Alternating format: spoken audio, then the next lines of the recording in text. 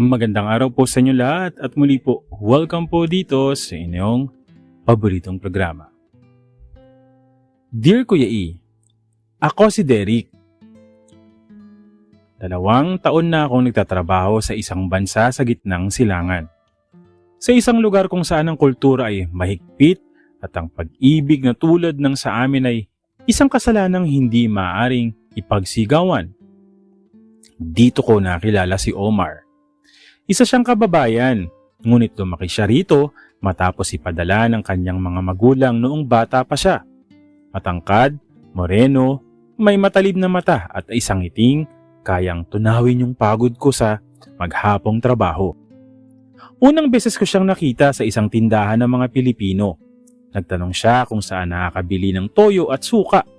Doon, nagsimula ang lahat. Kabayan ka? Tanong ko. Oo, pero dito na ako lumaki. Sagot niya habang nakangiti. Hindi ko alam kung bakit kakaiba ang dating niya sa akin, Kuya E. Mula noon, lagi na kami nagkikita. Lagi siyang may dahilan para puntahan ako sa staff house namin at ako naman, tuwing may pagkakataon, sinasadya kong dumaan sa apartment niya. Hindi ito dapat. Alam kong mali, pero paano ba pipigilan ng pusong natuto ng magmahal? Ang bansang ito ay hindi tulad ng Pilipinas. Ang mga kilos namin ay dapat laging maingat. Isang maling hakbang, isang maling tingin, maaaring maging dahilan ng matinding kapahamakan. May isang gabi na hindi ko makakalimutan, Kuya E. Nagkayayaan kaming lumabas matapos ang trabaho. Sa isang madilim na sulok ng parke, naupo kami sa isang lumang bench. Tahimik lang kaming dalawa hanggang sa maramdaman ko ang init ng palad niyang dahan-dahang sumasayad sa kamay ko. Hindi ako umurong. Tumingin siya sa akin at sa unang pagkakataon, hindi lang pagkakaibigan ang nakita ko sa mata niya.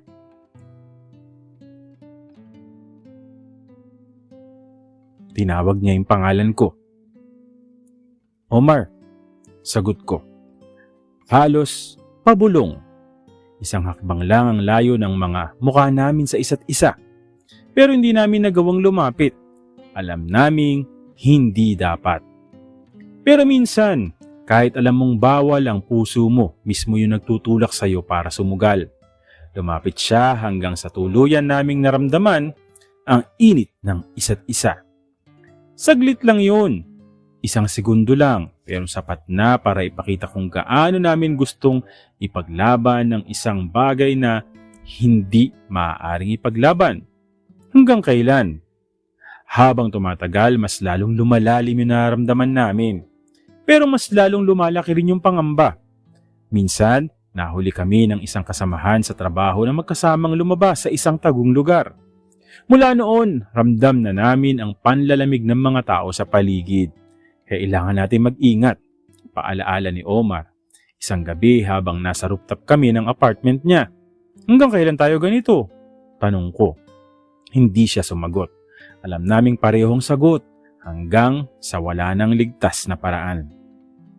Dumating ang pinakakatakutan ko, Kuya E. Isang umaga, napag-alaman kong si Omar ay ipapadala sa ibang syudad. Napilitan siyang umalis bago pa siya tuluyang malagay sa alanganin. Hindi man lang kami nagkaroon ng pagkakataong magpaalam sa isa't isa ng maayos. Isang text message lang yung iniwan niya. Derek, salamat sa lahat. Hindi ko alam kung kailan tayo magkikita ulit pero sana, balang araw, sa tamang lugar, sa tamang panahon. Gusto kong sumigaw, gusto kong lumaban, pero sa bansang ito, hindi pwedeng ipaglaban ang ganitong klase ng pag-ibig. Hanggang ngayon, Kuya E, iniisip ko pa rin siya. Hindi ko alam kung kailan ulit kami magkikita. Baka sa ibang bansa, baka sa Pilipinas, baka sa mundong hindi na tayo kailangang magtago. Ang alam ko lang, sa isang bansang hindi atin, natagpuan ko ang isang pag-ibig na kailanman ay hindi ko malilimutan. Derek. Nakakalungkot din. Kasi wala pang ending yung storya nyo, no? At meron pa kang mga sana, no? Yun lang. Sana nga sa Pilipinas or kung magkaroon talaga ng pagkakataon, kumbaga sa bansa naman natin, hindi na rin naman ganun ka yung diskriminasyon, 'di ba? Tanggap na rin sa Pilipinas 'yan, hindi na katulad sa ibang bansa. Well, sana magkaroon nga ng pagkakataon yung mga pinapangarap mo ay matupad para sa inyong pag-iibigan. Anyways, maraming salamat sa iyo, Derek, at muli ay maraming salamat sa iyong kwento at maraming salamat po sa patuloy na sumusubaybay, sumusuporta dito lamang po sa inyong paboritong programa. Maraming salamat po sa inyo lahat.